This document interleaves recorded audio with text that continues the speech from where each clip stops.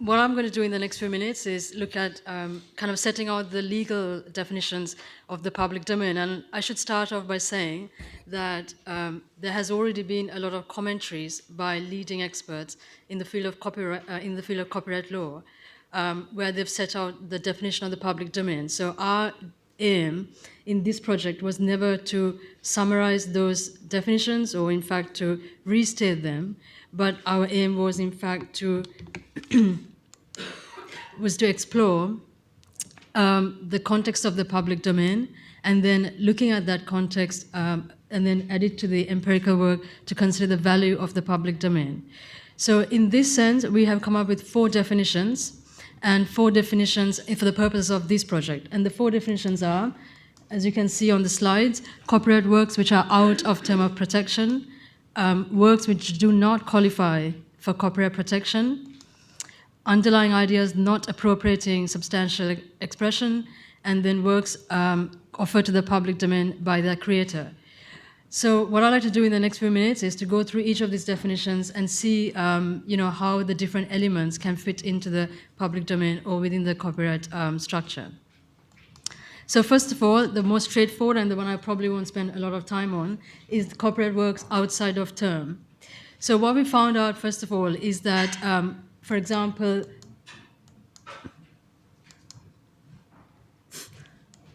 literary texts, musical compositions, illustrations, and photographs, these are areas which are clearly in the public domain. So these have been created, and I should first say in terms of copyright term, it's life of the author plus 70 years for these type of works here. So in our research, in our findings, we found that these kind of works are very easily in the public domain or will be found in the public domain. However, works that are created more recently, for example, in the 20th century, such as majority of TV programs or sound recordings and films, as well as things in the digital age like interactive materials or software, these, for example, are still not in the public domain or yet to fall into the public domain. So particularly I've given you an example in relation to software, where, for example, we can expect to see the software beginning to enter the public domain in 2017. But I won't spend a lot of time on this. I'm going to go into the second one, which kind of raises some very interesting questions. So the second area is works which do not qualify for copyright protection. And to start off with, I should say that there are some things which are not protected by copyright law, but maybe they're more relevant for things like trademark law. So if it's a single words, and this is a case from copyright Exxon, this will not be protected by copyright, but instead it's something protected by trademark, so they don't qualify for copyright. In the same way as well, where works don't meet the originality threshold. So there's a case I've given Intellego versus Tyco. So if it's not original, if it does not involve the skill, labor, efforts of the creator, or in the more European terms, their own intellectual creation, which has been the more recent test established by recent cases by the ECJ, the European Court of Justice, then they will not qualify for copyright works. Interestingly, though, there are 3 other areas that kind of raise some interesting questions. So these are folklore, common elements, and historical facts. Now, are these all in the public domain? And it was interesting in our research to consider these. So, for example, in the case of folklore, like the public domain status of folklore and traditional knowledge we find is slightly ambiguous.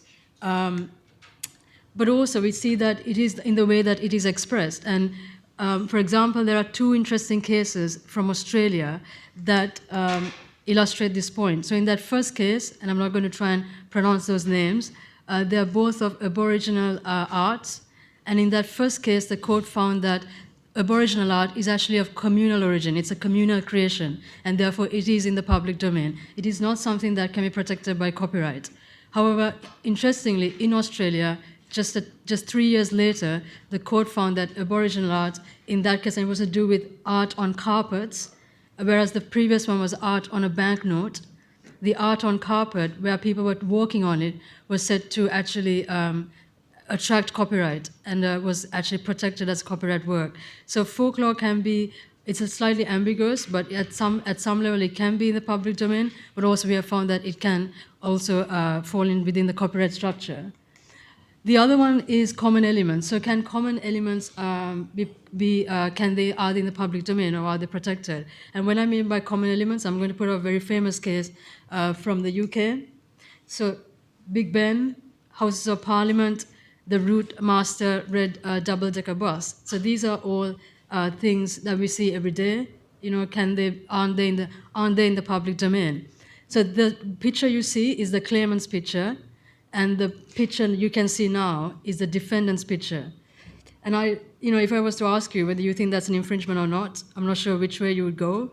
But the court found that the defendant's picture did in fact infringe the claimant's the picture. And of course, what you're thinking is, well, of course, they are common elements. How can they be copyright protected? But I can see someone shaking their head and saying, no, it's not common elements. The court actually spent a lot of time looking at this concept of common elements, as well as other arguments as well.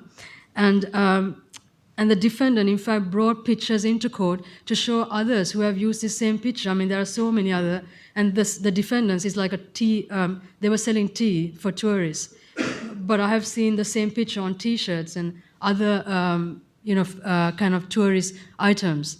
And they brought this whole collection of items to court to show, here, look at all of these are all things that have also been used by other people. But actually, in that case, Judge Burrs, QC, stated that the collection of other similar works relied on by the defendants had worked against them because the collection has served to emphasize how different, ostensibly independent expressions of the same idea actually look. So the point is that even with common elements, and copyright protects the expression of the idea, not the idea itself. So it's the way you express the idea. And in this case, the defendant was almost trying to invoke the previous picture, but not infringe it. But unfortunately, in that case, it was seen that it was infringing the previous artwork. Another interesting one relating to common elements, but I won't go into this, is one to do with Harry Potter, and whether things like magic and wizardry are again common elements. So in this, the case, it was another character called Tanya Grotter, who is like Harry Potter, but Harry Potter has a scar. She has a birthmark which gives her like a lot of power. She's got a double bass. It's kind of like similar to Harry Potter. But again, the argument by the defendants, the Dutch publisher, and the second defendant being J.K. Rowling. The defendant being the Dutch publisher was that it was common elements, it was wizardry, it was magic. These are not things that are protected by copyright. But again, in this case as well, the court pointed out that common elements are they are in the public domain. So it's again, they are ideas, and as they pointed out, they are ideas, but it's the way you express those ideas. And if you come too close, of course, to the original work, then it will be infringing.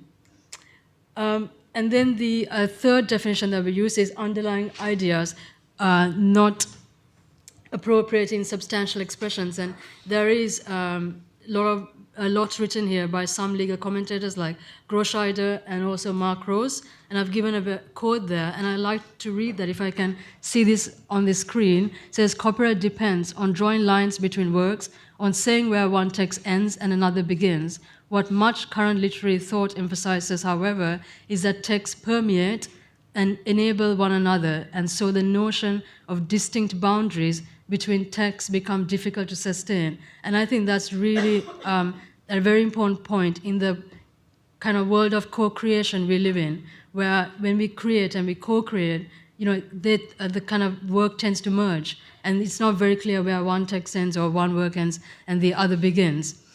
And so this kind of takes us to kind of the areas of things like plot, theme, genre, and the medium. So can, for example, a plot of a story, the theme of a story, a genre, can those are they in the public domain, or are they copyright protected?